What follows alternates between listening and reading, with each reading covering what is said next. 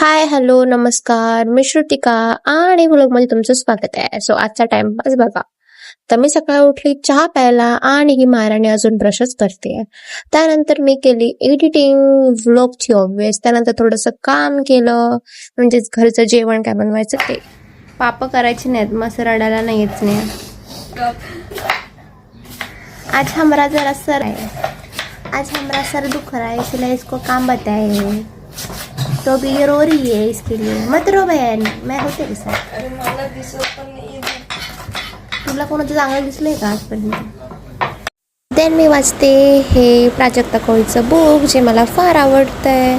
आणि ते वाचता वाचता मी तुम्हाला सांगू इच्छिते की माझं 2 दिवस डोकं इतकं दुखतंय, माझ्यासारखी सर्दी कोणालाच होऊ शकत नाही. I am eating mango guys and she is doing home. ये मैक्सी काहे पहने हो बिटवा? गर्मी खत्म हो गई. गर्मी नहीं गरीबी. देखो आम गाइज, आम इंसान ये आम खरीद नहीं पाता है पर हमने खरीद लिए है.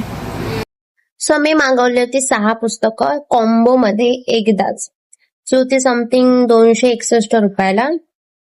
तर मला आवडली होती की ट्रेंडिंग पुस्तक आहेत, ओव्हर थिंकिंग वाले वगैरे, तर मी फ्री टाइम मध्ये वाचेन. आणि मी मागवली तर ती आलंय ना, तेव्हा त्याच्यामध्ये फक्त 5च पुस्तक होती. एक पुस्तक गायब होतं.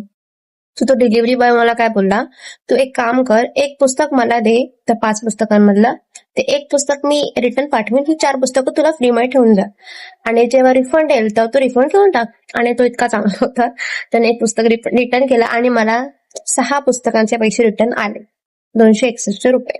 असं माझं झालं आणि मला 4 पुस्तकं फ्री भेटलेत. आता मी त्या 261 रुपयाचं अजून काहीतरी चांगलं मागवू शकते. So this was the story.